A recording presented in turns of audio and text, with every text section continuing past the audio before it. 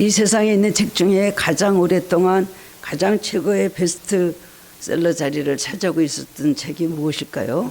그것은 말할 것도 없이 당연히 하나님의 말씀인 성경입니다. 성경이 완성된 후 2000년 가까이 베스트셀러 자리를 한 번도 내준 적이 없습니다.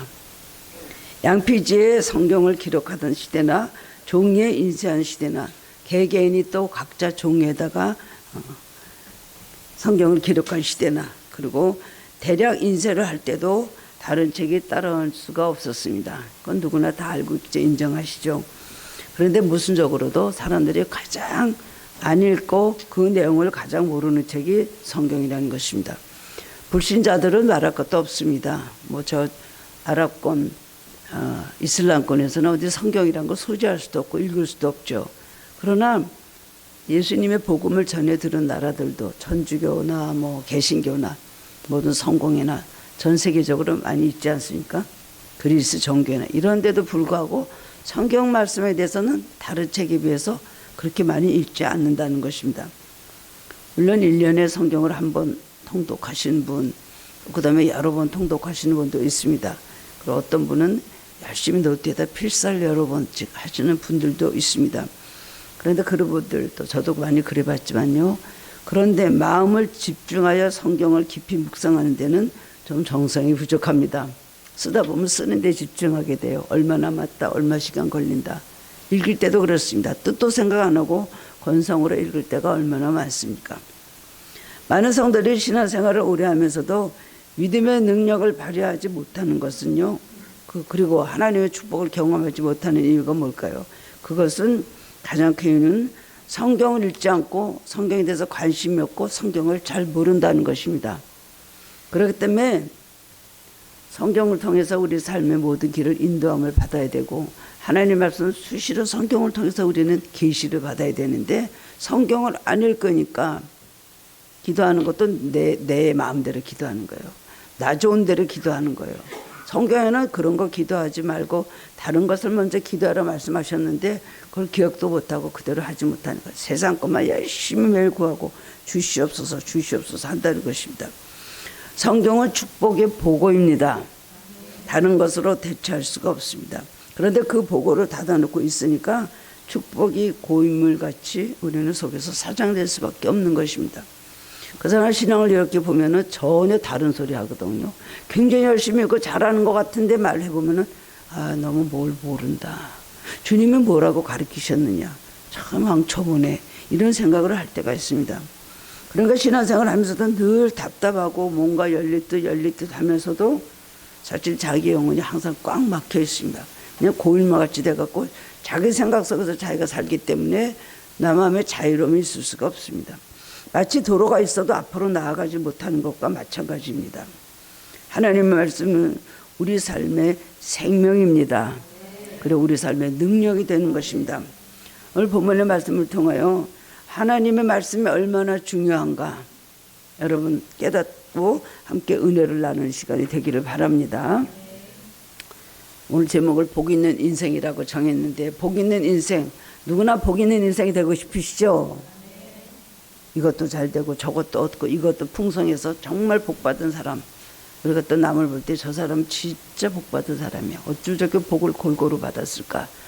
라고 하지만 더 중요한 복을 갖추지 못한다면 그 사람의 복은 완전한 복이 될 수가 없는 것입니다. 복 있는 인생은 어떤 사람일까요? 말씀 안에 사는 사람입니다. 복 있는 사람은 더 복을 많이 받고 싶어 해요.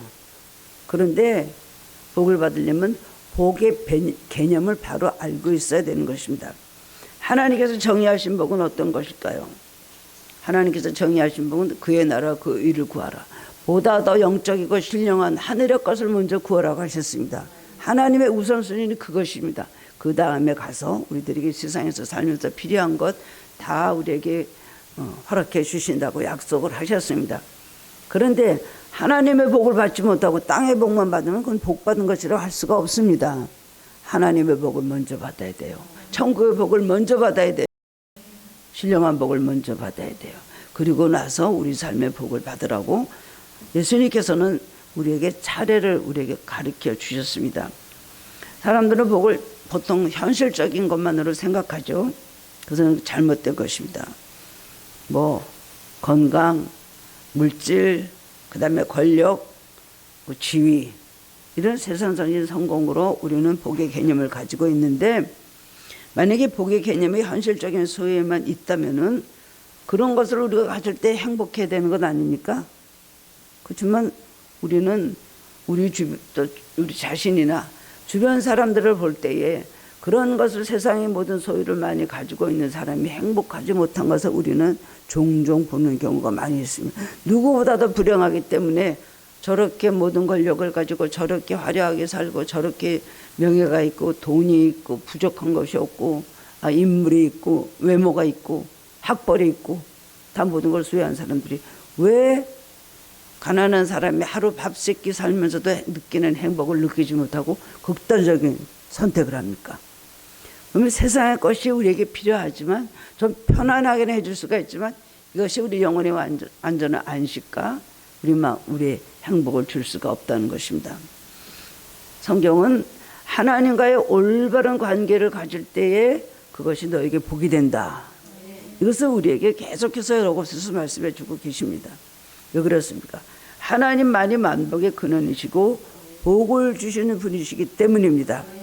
우리 인간에게 무슨 복이 있어야 될지 하나님은 더 잘 아십니다. 돈이 많은데 평안이 없어. 그게 네가 복 받은 거냐? 물질이 문제가 아니고 너는 마음의 안식과 평안, 내가 주는 복을 받아라.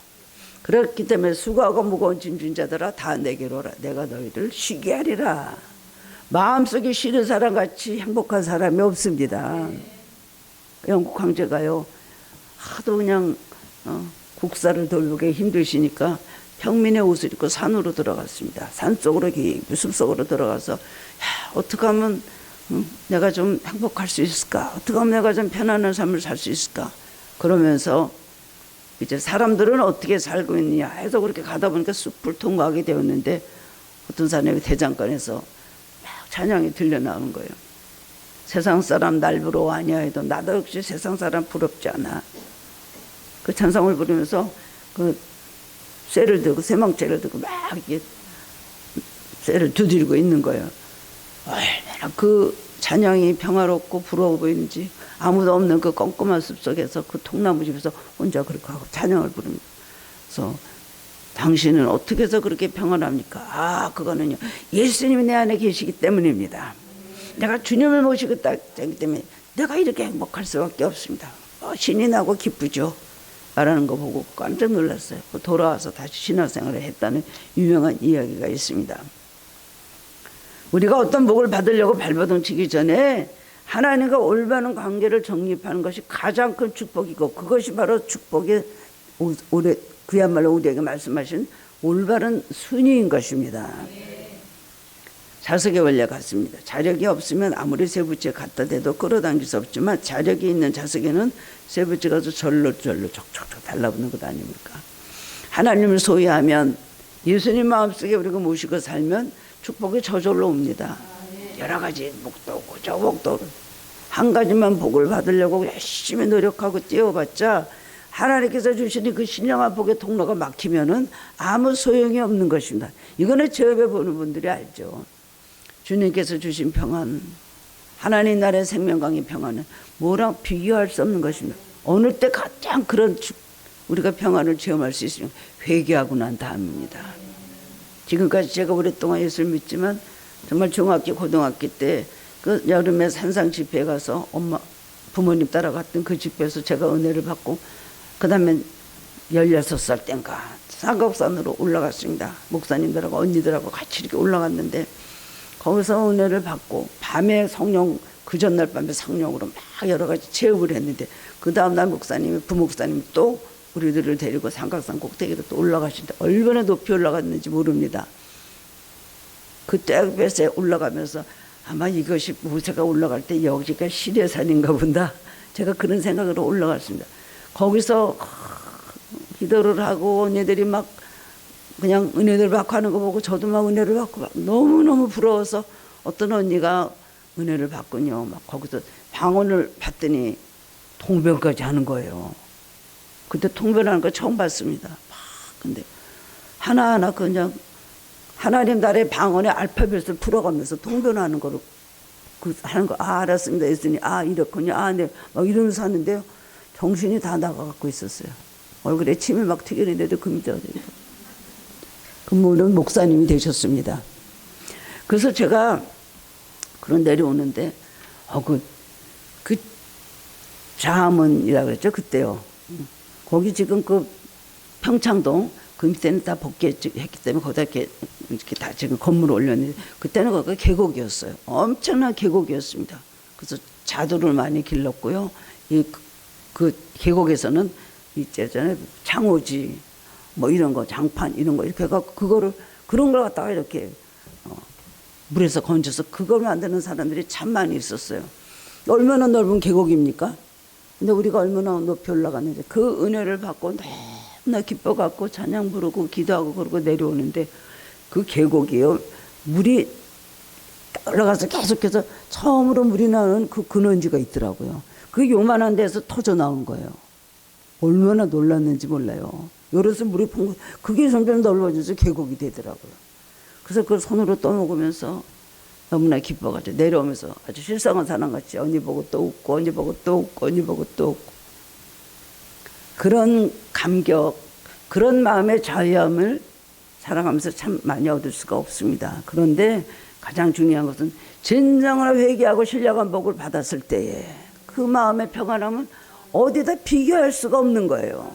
왜 공고합니까? 맨날 사는 게 왜 짜증이 납니까? 맨날 매 속으로 부글부글 왜 그럴까요? 주님께서 주신 평안이었기 때문이고요. 그 다음에 하나님께서 주신 복을 먼저 받으면 누구보다도 행복한 사람이 될 수 있다는 것입니다. 하나님과 올바른 관계를 정립하는 것이 바로 진정한 복이라고 우리는 이것을 알아야 되는 것입니다.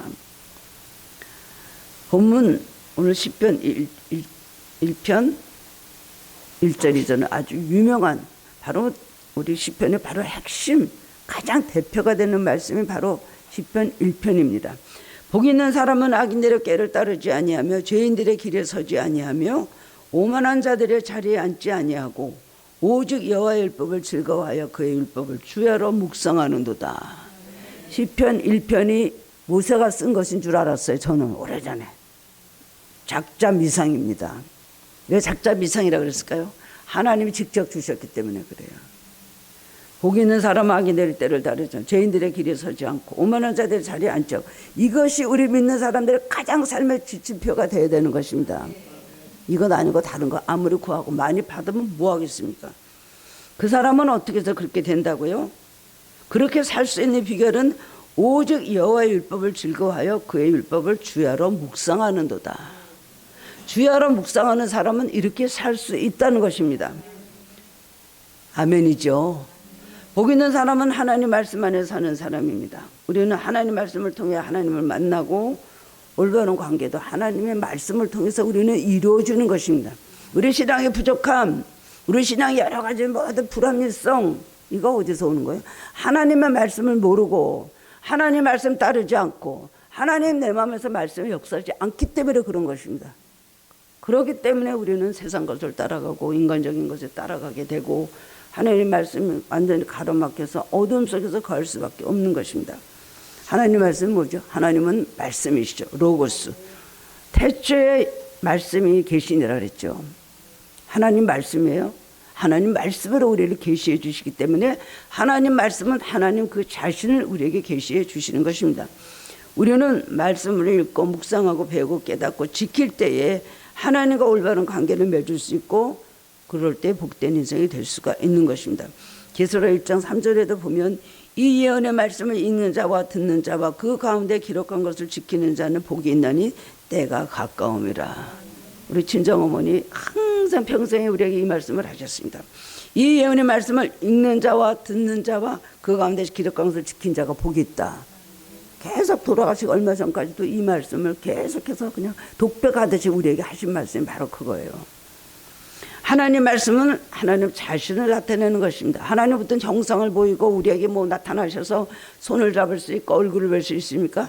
하나님 우리가 뵙는 건 하나님의 말씀 우리에게 주심으로 그 말씀을 통해서 우리에게 계시해 주셨기 때문에 우리가 읽으면서 하나님에 대한 마음, 내가 감동을 받고 찔림을 받고 내가 깨달음을 받는 그 마음은 결국 하나님에 대한 우리의 마음입니다. 예수님도 말씀하셨습니다. 요한복음 14장 15절에서 너희가 나를 사랑하면 나의 계명을 지키리라. 또한 요한복음 14장 21절에서도 나의 계명을 지키는 자라야 나를 사랑하는 자니 나를 사랑하는 자는 내 아버지께 사랑을 받을 것이요 나도 그를 사랑하여 그에게 나를 나타내리라. 어떤 사람에게요? 계명을 지키는 자입니다. 계명을 지키는 자가 나를 사랑하는 자요. 그에게는 하나님도 그를 사랑하셔서 나타내 주신다 말씀을 해주셨습니다. 시편 119편 1절 2절에 보면 행위가 온전하여 여호와께 율법에 따라 행하는 자들은 복이 있으며 여호와의 증거들을 지키고 전심으로 여호와를 구하는 자는 복이 있도다 그랬습니다. 그렇기 때문에 말씀을 멀리하는 사람은 하나님을 멀리하는 것입니다. 말씀을 안 지키는 사람은 하나님 따르지 않는 사람입니다. 결코 그러므로 복 있는 사람이 될 수가 없는 것입니다. 우리는 말씀을 항상 가까이 하면 우리 영혼이 영양분을 섭취하게 됩니다. 맨날 영혼이 허한 거예요. 마음이 허한 거예요. 맨날 갈짓자로 흔들리고 요동하고 저쪽으로 움직이는 거 왜 그래? 그 영혼이 허기 때문에. 여러분 빈혈증 있는 사람들, 영양분이 부족한 사람들 어떻습니까? 힘이 없어요. 가다 픽 쓰러지고. 우리 학교 다닐 때 체육 시간에 갑자기 섰다 쫙 졸도하는 애들 많이 있었죠. 왜 그래요? 제대로 영양분이 없으니까. 마찬가지로 우리 영의 사람이 영양분이 없으면 자주 흔들리는 거예요. 그러나 튼튼한 사람은 어떤 바람이 와도 끄떡도 안 합니다. 뭐 있거든. 근데 안 그런 사람은 요만한 바람이 불어도 내 자빠지는, 돌불에 발만 대도 그냥 넘어지는 거예요. 하나님의 말씀에 능력을 받지 못해서 그렇습니다. 성경 말씀은 말씀의 손에 비유합니다. 손가락이에요. 말씀을 섭취하는 방법은 듣기, 읽기, 연구, 암송, 묵상 5가지가 있습니다. 이것은 5 손가락에 비교할 수가 있는데요. 그 중에서도 묵상은 아주 중요해서 엄지손가락에 해당되는 것입니다. 엄지손가락 사용하지 않으면 성경책을 들 수 없습니다. 그렇기 때문에 묵상은 우리 생활 생활에 굉장히 중요한 것입니다. 엄지손가락과 다른 손가락들은 맞을 때 힘을 얻는 것 아닙니다. 듣기도 묵상을 통해서, 읽기도 묵상을 통해서, 암송도 묵상을 통해서 그 능력을 받을 수 있는 것입니다. 그럼 묵상이란 것이 무엇일까요? 한마디로 말하자면 성경 말씀을 통해서 하나님의 음성을 듣는 것입니다. 자기 음성 듣고 하나님의 음성이라 그래요. 정말 말씀을 통해서 하나님의 음성을 들으면 하나님의 음성이 우리에게 제대로 들리기 때문에 내가 고칠 수가 있습니다. 무엇이 잘못되는지 아닌지 알 수가 있는데 자기가 자기 음성을 듣고 하나님의 음성이라고 갖다 붙이는 거예요. 조용한 시간에 하나님 말씀 묵상할 때 우리 마음에 떠오르는 생각이 곧 하나님의 음성입니다.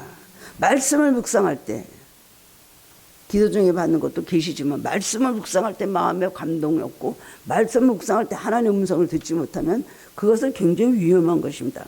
성경은 모든 사람들을 위해서 일반적인 로고스의 말씀으로 기록이 되었어요. 이게 전체 성경 신구약 전체 60권의 말씀이죠. 그런데 묵상을 하다 보면은 그 마음속에서 그때 나에게 필요한 나 자신을 위한 특별 계신 레마의 말씀을 나에게 들려주십니다. 그때 성경 읽으면 가라 내가 너를 축복하리라 반드시 내가 축복하리라. 자기가 잔뜩 잘못하고 하나님께서 너 그거 아니다 하시는데 혼자 반드시 내가 너와 함께라. 그 말씀만 붙잡고 막 나가는 거예요. 하나님 나 축복하실 거죠. 하나님 함께 하시죠. 하나님 나의 하나님 되십니다. 그거 잘못된 거예요. 묵상을 하다 보면 그 말씀 속에서 나에게 필요한 말씀, 레마 말씀을 내가 들을 수 있는 거야. 너 그렇게 하면 안 돼. 너 지금 잘못 나가고 있어. 그 성경 말씀 많은 말씀 중에 어느 건 정반대로 완전히 정반대 말씀을 주신 것이 너무나 많거든요. 행하라 가만히 있어라. 나가라 멈춰서 있어라. 주라 뭐 여러 가지가 있잖아요. 침묵하라. 아니면 뭐 부르짖으라. 뭐 나가라. 행하라. 그럼 어느 게 자기에게 주신 말씀이에요. 말씀을 묵상할 때 그 말씀이 마음속에 들어와서 나에게 감동이 될 때 하나님의 뜻을 깨달을 수가 있는 것입니다. 이것이 묵상은 하나님의 음성을 듣는 것. 어떤 묵상이요? 말씀을 통해서 묵상을 해야 됩니다. 말씀이 나에게 은혜가 되고 말씀이 막 깨달아요. 말씀이 나를 막 속에서 요동치고 내 안에서 성령님이 활동하셔야 되는 것입니다. 그러므로 암송은 신앙생활의 강력한 영적 무기가 됩니다. 마귀는 우리 삶에서 순간순간 우리를 공격해 옵니다. 그냥 음성을 들려줘요. 너 이렇다 이렇다 이렇다 이렇다. 점점 그걸 듣다 보면은 완전히 나중에는 선악과가 마치 탐스럽기도 하고 보암직도 하고 먹음직도 한 것 같이 이렇게 쳐다보고, 왜 하나님이 저거를 먹지 말라 그랬을까? 응? 왜 그랬지? 마귀가 또 한 단계 더 나가서 말합니다. 왜 그런 줄 알아? 그걸 먹으면 너 죽지 않아. 그걸 먹으면 너는 하나님같이 눈이 밝아져서 모든 걸 알게 돼. 와, 하나님은 나하고 똑같이 되는 거, 내가 하나님같이 되는 거 싫어하시는구나. 그래갖고 선악과를 따먹게 됐잖아요.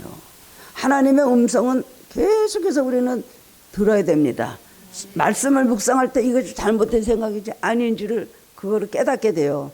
말씀 묵상 없이, 하나님 말씀 없이 그 다음에 혼자 계속해서 음성을 듣다 보면 마귀의 음성을 들을 때가 얼마나 많이 있는지 모릅니다. 살짝 건드려보다 점점 더 강도 있게 와가지고 그 다음에는 완전히 생각을 뒤집어 놓고 바꿔버리는 거예요. 진리가 아닌 것을 진리라고 하게 된다는 것입니다. 마귀의 유혹이나 유혹을 물리칠 수 있는 무기는 성령의 검입니다. 무기가 있어야죠. 말씀 모르는 사람은 무기가 없는 거예요. 적하고 싸우면서 손에 무게가 없는 거예요. 소리만 질렀다고 됩니까? 너는 누구냐? 너는 내가 알지 못한다. 마귀가. 우리는 손에 들고 있는 검을 받아서 그걸 가지고 잘 우리는 영적 싸움할 때 싸워야 되는데 검도 없을 뿐더러 말씀 모르면 성령이 없는 거예요. 그 다음에 아무리 나가라 뭐 예수 이러면 막 마귀에게 부르짖어도 마귀가 시끄러. 너는 누구냐? 예수는 알도 성경 말씀 사도행전 바울도 알고 예수도 알고 다 알지만 나는 너를 모른다. 그렇게 되는 것입니다. 그렇기 때문에 우리는 마음속에 묵상을 해. 그게 진짜 능력이에요. 예수님은 요단강에서 세례를 받으시고 성령 충만 받으셨습니다. 그 다음에 성령에 이끌리시고 마귀에게, 그 다음에 40일 동안 공생의 전에 금식하시러 가셨는데, 강야로 나가셨는데 그때 마귀도 따라갔죠. 마귀에게 시험을, 성령에 이끌리셨지만 마귀에게 시험을 받으러 가셨다고 성경은 그렇게 기록을 하고 있습니다. 공생에서 하나님은 예수님에게 기도를 시키면서 능력을 주시고, 메시아로서의 예수님은 어떻게 보면 마귀도 테스트했지만 하나님도 테스트하신 것입니다. 그래서 예수님께서 40일 기도하시는데 막 나가서 줄이신 예수님은 시험을 하죠. 첫 번째, 이 돌들을 명하여 떡덩이가 되게 하라. 성전 꼭대기에 올라가서 뛰어내려라. 그 다음에 나에게 절하면 이 천하만국을 너에게 주겠다. 이 세 가지를 시험하는데 예수님께서 다 이기셨죠. 뭘로 이기셨어요? 말씀. 어떤 말씀? 어렸을 때부터 외우고 계셨던, 암송하셨던 말씀으로 물리치셨습니다. 나 메시아야, 하나님 아들이야, 너 나가.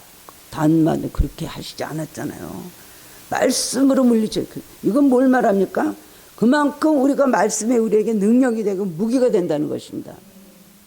하나님 말씀 모르는 사람들이 쉽게 이단에 빠집니다. 뭐 이런저런 이런 감각적인 얘기 듣고 뭐 신비한 현상에 대해서만 듣고 말씀을 모르니까 분별을 못하는 거예요. 그런 사람들이 뭐 신천지에 빠지고 여호와증인으로 빠지고 그럴 수가 있습니다. 제2차 세계대전에 참석했던 제시 밀러라는 사람이 있었습니다. 그 사람의 간증이 유명합니다. 필리핀을 참전했다가 일본에게 포로가 되었는데 온갖 고소 속에 간신히 생존자로 남았습니다. 근데 그때 그 경험을 이렇게 간증을 했습니다. 일본군은 나에게서 성경책을 빼앗아 갔다. 그때 내 마음은 차라리 오른팔 하나를 읽는 게 더 낫겠다는 생각이 들 정도로 너무나 절망이 되고, 그리고 나면 참담했다. 그러나 평소에 암송에 두었던 성경 글자들이 살아있어서 성경책은 없었지만 그것이 나에게 큰 능력이 되었다. 그래서 포로 수용소에서 성경책이 없이 성경 공부 그룹을 인도할 수 있었고, 고통의 순간마다 하나님 말씀이 생각나서 큰 위로를 받았다.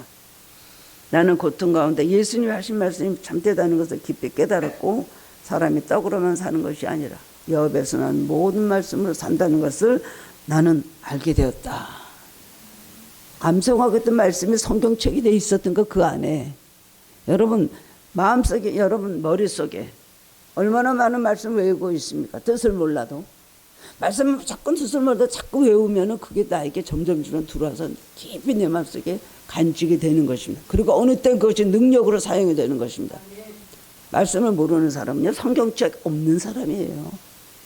말씀을 아무리 뭐 들고 다니면 뭐합니까?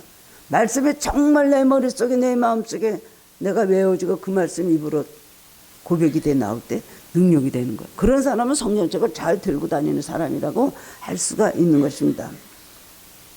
우리는 다행히 신앙의 자유가 있는 땅에서 삽니다. 지금 뭐 예수 믿으면 죽는다 이런 세상이 아니죠. 그러나 만약에 그런 일이 있으면 안 되겠지만, 그런 일도 없겠지만, 공산주의가 되어서 성경책을 빼앗기게 되는 것을 가정에 본다면 그때는 어떻게 여러분 신앙생활 하시겠습니까? 어떻게 하시겠어요? 만약에 그런 나라가 된다면 안 돼요. 그런 나라가 되지 않도록 우리는 지금 기도를 하고 있는데, 신앙의 자유를 따라서요. 신앙의 자유가 없으면요, 개신교만 못 믿는 게 아니에요. 천주교도 예수, 그야말로 거기도 예수님 못 믿어요. 그리고 부처님은 믿겠습니까? 무신론인데요, 사회주의는. 아무것도 못 믿습니다, 여러분. 그럼 뭐가 여러분의 자산이 되겠어요? 속이 암송하고 있는 말씀이에요. 그러면 아무도 막에 우리를 빼앗아갈 수가 없는 것입니다. 하나님 말씀을 빼앗겨서는 절대로 안 됩니다. 물질을 빼앗겨서는 조금 빼앗는 것이고, 건강을 빼앗기는 것은 많이 빼앗기는 것입니다. 그러나 신앙을 빼앗기는 것은 모든 것을 다 빼앗기는 것입니다. 그러나 우리 속에 말씀에 묵상되어 있는 것 많은 것이 있다면 우리 영혼은 절대로 마귀가 건드릴 수가 없는 것입니다. 우리는 성경 말씀들을 가까이 하고 특히 많이 암송해야 되고, 그러므로 인해서 어떤 경우도 신앙을 굳게 지켜야 되는 것입니다. 그러면 항상 복 있는 삶을 살 수가 있습니다. 두 번째로는 말씀 안에 거하는 삶에 어떤 복이 임한다고 오늘 성경은 말씀하고 있습니까?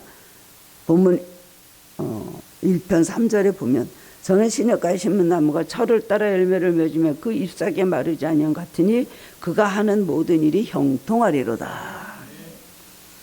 본문 또 119편 165절에 보면, 주의 법을 사랑하는 자에게는 큰 평안이 있으니 그들에게 장애물이 없으리로다. 두 가지 축복을 말하고 있는데, 큰 평안과 형통입니다. 평안은 마음속에 임하는 복이고, 형통은 생활 속에 펼쳐지는 복입니다. 첫 번째 평안입니다. 마음속에, 우리 영혼 속에 얻는 안식과 쉼이 있는 것이 평안이죠.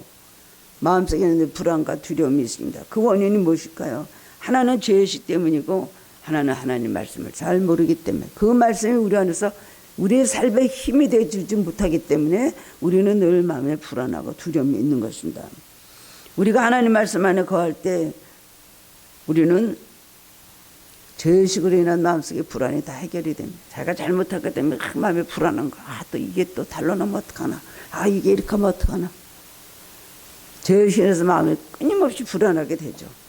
죄 지은 사람들은 뭐 경찰만 지나가도 괜히 막 쳐다봐도 알고 그러나 모르고 그러나, 그럴 정도로 불안하다는 것입니다. 하나님 말씀 우리를 깨우쳐주고 십자가 대속의 은혜를 체험하게 해줍니다. 그러므로 우리는 말씀을 통해서 죄에서 해방되고 의의 기준인 말씀대로 살려고 노력하게 되므로 우리 영혼이 자유로워지는 것입니다. 죄를 지었으면 회개해야죠.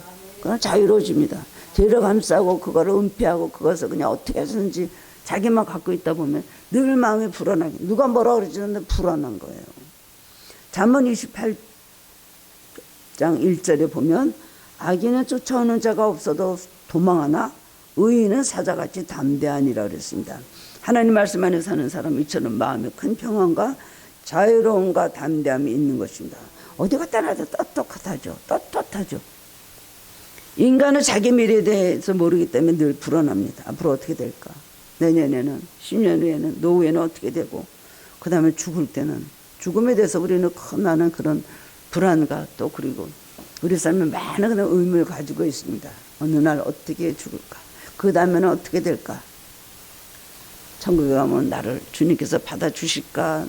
또 상금은 어느 정도 되나? 바로 그게 굉장히 궁금하죠. 자기가 저축을 통장에 얼마나 해놨냐, 그게 궁금하듯이 열어보고 싶습니다.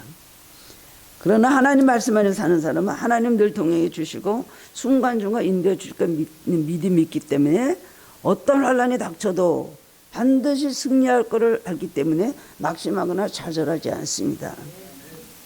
죽음에는 영원한 천국이 예비되어 있음을 알기 때문에 죽음조차도 두렵지 않습니다. 죽음의 과정이 좀 힘들 뿐이지 우리가 천국에서 깨어날 땐 그때부터 정말 영광스럽고 광명한 세계가 펼쳐지는 건 아닙니까? 예수님은 요한복음 14장 27절에서 평안을 너에게 주노니 곧 나의 평안을 너에게 주노라.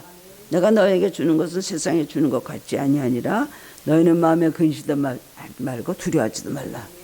너희가 세상에서는 환난을 당하나 담대하라. 내가 세상을 이겨노라. 요한복음 16장 33절에서도 마지막 유언과 우리에게 해주신 말씀입니다. 너희도 세상에서 환난을 당하나 담대하라. 주님이 이기신 것 같이 너희도 이길 수 있다는 말씀입니다. 그래서 늘 우리 앞길을 아는 사람들입니다. 세상 사람들은 어디에서 와서 왜 살며 어디로 가는지 모르고 죽습니다. 그러나 우리는 주님께서 우리의 아버지가 돼 우리는 구원받은 백성이요. 앞으로 우리의 나갈 것을 우리는 잘 알고 있습니다. 100% 알지는 못하지만 우리는 큰 성경 말씀을 통해서 우리는 우리의 앞길을 알고 있습니다. 10편 119편 105절에 주의 말씀은 내 발의 등이요 내 길의 빛이니이다. 그랬더니 주의 말씀은 우리는 앞길을 환히 발 수가 있는, 내 가는 길을 알 수가 있는 거예요.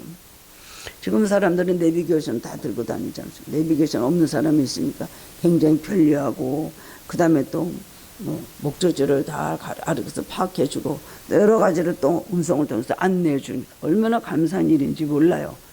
이 세상의 과학이 얼마나 많이 발달했나 알 수가 있습니다. 그런데 이 내비게이션은 지금 생긴 게 아니에요. 이미 3,500년 전에 이스라엘 백성에게 내비게이션을 주셨다는 겁니다. 그게 뭐예요? 구름기둥, 불기둥. 구름기둥이 갔으면 갔어요. 구름기둥이 또 서 있으면 안 갔어요. 밤에는 불기둥 인도하시면 그 하나님 보호하심 속에서 평안하게 밤 시간을 보냈다는 것입니다. 우리 삶에도 하나님께서 주신 내비게이션이 뭘까요? 말씀과 성령입니다. 그래서 우리를 안전하게 천국까지 인도해 주신다는 겁니다. 뭐 바로 내비가 하는데 조금 있으면 뭐가 있습니다. 조금 있으면 계속 말하잖아요. 지금 속도를 이제 하는 기가 나옵니다. 뭐가 있나? 우리 성경 말씀을 읽으면 거기에 말씀해 주는 거예요. 글로 가면 골짜기가 있다. 뚝 떨어져 죽어. 절로 가면 벼랑 끝이 나오는데도 가지 마라. 절로 가면 계속 곧장 올라가라. 계속 올라가면 편안. 아니 조금 힘들 때도 조금만 더 가라. 조금만 더 그냥 가다 보면 거기 편안한 데가 이룰 것이다. 성경은 다 말씀해 주고 있잖아요. 그렇기 때문에 평안함 얻을 두 번째는 생활 속의 형통함입니다. 하나님 말씀대로 사는 사람은 가는 길이 형통합니다. 실제적으로 형통합니다. 영혼도 형통하고 가는 길이 형통합니다. 거칠 것이 없습니다. 하나님 말씀대로 살면 가뭄에도 시냇가에 심기운 나무는 풍성한 열매가 맺어지는 것처럼 하나님의 능력으로 승리하게 되는 것입니다. 누가복음 5장에 보면 베드로가 예수님을 처음 만나서 수제자가 된 장면이 기록되어 있습니다. 예수님은 이제 베드로가 밤새도록 한 마리도 잡지 못해도 빈 그물을 막 씻고 있는데 예수님께서 그곳에 오시고 무리들이 몰려들었어요. 예수님께서 배를 좀 빌려달라. 배를 육지에서 좀 띄워달라. 베드로가 할 수 없이 그렇게 했습니다. 그러니까 예수님께서 말씀을 전하시고 난 다음에 베드로에게 보니까 고기 한 마리도 못 잡은 거예요. 그러니까 베드로에게 깊은 곳에 가서 그물을 내려 고기를 잡으라. 베드로가 한 마리도 잡지 못했습니다. 지금 깊은 곳에서 그물을 나가 올린 바로 얼마 전에 바로 내렸는데 한 마리도 못 잡았습니다. 바로 못 잡은 그곳에서 다시 그물을 내리라 그러시는 거예요. 그래도 말씀에 순종해서 주여 말씀에 의지하여 내가 그물을 내리겠습니다. 그물을 내리 갑자기 고기가 그냥 그물이 찢어지고 2배 채우는 놀라운 축복을 받게 되었습니다. 물론 순종하면 하나님 말씀을 따르는 사람에게는 이런 형통이 찾아옵니다. 그러나 형통이란 현실적으로 기적이 일어나는 것만 형통입니까? 그렇게 순탄한 일만을 의미하지 않는다는 것입니다. 순탄하든 아니면 고난이 오든 간에 상관없이 형통한다는 거예요. 우리는 많은 기적을 지어먹어 삽니다. 그렇지만 고난과 역경이 닥칠 때도 많이 있지만 말씀대로 사는 사람에겐 그것이 오히려 좋은 결과를 가져온다는 것입니다. 오히려 그것이 디딤돌이 돼요. 장애물이 되잖아요. 디딤돌이 돼서 우리 신앙이 더 전진하게 되고, 그 다음엔 화가 복이 되는 걸 체험하고 우리 삶에 역전이 오게 그렇게 되는 것입니다. 그리고 그 대표적인 사람이 바로 요셉이죠. 야곱의 11째 아들이고 부잣집 아들이었던 요셉이 결국 형들의 시기 질투 미움을 받아서 애굽의 종으로 팔려가게 되었습니다. 보디발의 집에서 노예 생활을 하다가 또 설상가상으로 그 주인 아내, 보디발의 아내가 그다음 자기를 유혹한 애가 그걸 뿌리쳤다 해서 누명을 쓰고 감옥에 들어갔어요. 그때까지는 형통했단 말이 없습니다.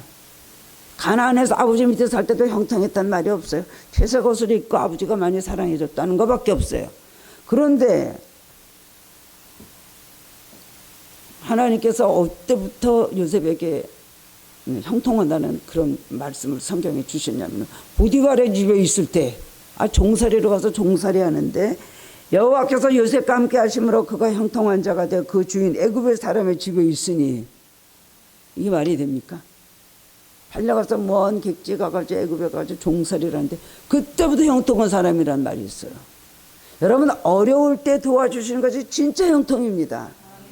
진짜 뭐 이런 말씀 안 드리지만 못 먹어도 고라는 말씀이 뭔지 잘 모르지만 하트 치는 분들에게는 그런 말이 있다는 거예요. 말씀이 아니라 말이 있다는 말 들었어요. 진짜 예수 믿고 사는 진짜 못 먹어도 고운 거예요. 이거는 뭐 쓰러져야 되는데 안 쓰러져요. 굶어 죽게 되는데 오히려 남에게 나눠주면서 살아요. 죽어야 되는데 안 죽고 오히려 살아나서 남을 막 살리는 사람 되는 것입니다. 그게 바로 형통입니다. 또 39절 감옥에 들어갔어요. 39장 23절에 보면 전옥은 그의 손에 맡긴 것은 무엇이든지 돌아보지 아니하였으니 이는 여호와께서 요셉과 함께 하심이라. 여호와께서 그의 범사에 형통케 하셨더라. 가는 데마다 사랑받고 가는 데마다 도와주는 사람들, 가는 데마다 그냥 믿고 가는 데마다 신임을 하고 총애를 하고 그러는 거예요. 형통했단 말이 그때부터 나와 있습니다. 그 형통으로 인해서 계속 하다 보니까 애굽의 총리가 됐죠. 그리고 자기가 받은 형통함을 남에게 나눠주는 거예요. 결국 그래서 그때 흉년이 들어가고 가나안과 그 모든 주변의 나라들 애굽까지 다 흉년 들었는데 요셉의 지혜와 그 모든 준비함으로 인하여 그 나라 사람들 다 굶지 않고 그리고 양식을 얻어먹고 사는 담을 뛰어넘는 가지가 됐다는 것이다. 우리가 형통한 복을 받으면 남에게 형통함을 나눠줍니다. 우리가 평안의 복을 받으면 남에게 평안의 복을 나눠줍니다. 환난 때 받는 위로를 남에게 주는 것이 그리스도인이 바로 우리의 능력이라고 할 수가 있습니다. 여러분, 마지막으로는 말씀의 모든 것을 걸어야 됩니다. 목숨 건다는 말이 있죠. 말씀의 목숨 걸어야 돼요. 그래서 말씀의 모든 것을 걸어야 되고 성경이 굉장히 게을리합니다. 바쁘다는 핑계로 그러는데 핑계예요. 일순위에다 노느냐, 몇 순위에다 노느냐. 그거 문제예요. TV 보죠. 그 다음에 스마트폰 보죠. 그 다음에 밥 먹죠. 뭐 안 하나요? 다 하죠. 아프면 병원에 가듯이. 우리 영혼이 몸들은 하나님 말씀으로 우리는 치유함을 받아야 된다는 것입니다. 풍성한 축복을 경험하지 못하는 것은 성경을 소홀히 여기기 때문입니다. 하늘교회 분들에게 제가 목사로서 권하고 싶은 것은 성경 말씀을 많이 읽으시고 묵상하시고 성경에 많이 여러분 은혜를 받으시기 바랍니다. 은사적으로 우리가 이렇게 많은 걸 또 보다 보면 은사적으로만 너무나 가서 감각적이고 표현적이고 이런 것이 아니에요. 정말 능력을 받으려면 말씀의 능력을 경험해 받아야 됩니다. 은사라는 것은 나타나는 어떤 감각적인 어떤 나타나는 현상일 뿐이에요. 하나님의 말씀은 뿌리가 되는 것입니다. 나뭇가지에서 흔들리는 건 은사예요. 꽃피는 건 은사예요. 뿌리는 말씀의 뿌리예요. 이 뿌리가 없으면 여러분 여러 가지도 많이 신앙생활 하기 어렵습니다. 두 번째로는 아멘을 크게 하시기 바랍니다. 제가 좀 불만 그거 제가 훈련을 안 시켰기 때문에 아멘 여기 성가대서만 크게 하시는데 아멘을 마음으로 하시기 전에 크게 하시기 바랍니다. 그게 능력입니다. 신앙생활하면서 풍성한 축복을 체험하지 못하셨다면 여러분 이제부터 성경 말씀을 깊이 묵상하시고 말씀이 여러분 안에 삶의 원동력이 되시기를 바랍니다. 또 풍성한 축복을 체험했다면 감사한 일인데 더욱더 묵상하고 암송하고 말씀 안에서 살아가는 삶으로 여러분이 이제 삶을 완전히 그렇게 노력을 하고 바꾸신다면 더욱더 복 있는 인생이 될 것으로 믿습니다. 그런 믿음으로 승리하시는 성도님들 되시기를 주님의 이름으로 축원합니다. 사랑해 주님 은혜를 감사합니다. 하나님의 말씀은 아무리 강조해도 부족함이 없습니다. 하나님 넘치지도 않습니다. 하나님 말씀을 우리가 충만히 하나님 아버지 말씀을 저장하고 말씀 따라 하나님 외우고 말씀을 삶에 적용해서 승리하는 삶을 살도록 도와주시길 원합니다. 말씀과 기도의 날개 그리고 헌신과 봉사의 날개 다 같이 겸해서 온전한 신앙생활을 할 수 있도록 축복하여 주옵소서. 하나님 말씀은 곧 하나님입니다. 하나님 말씀 의지하고 하나님 말씀대로 살 때에는 주님 그것은 하나님을 의지하고 하나님 뜻대로 사는 것이고 그런 사람은 복을 받는다고 성경에 말씀해 주고 있습니다. 그러므로 늘 마음에 어떤 경우에도 평안함을 잃지 않게 하시고 그리고 어떤 경우에도 늘 형통하는 복을 허락하여 주옵소서. 감사드렸고 예수 그리스도 이름으로 기도드렸나이다. 아멘.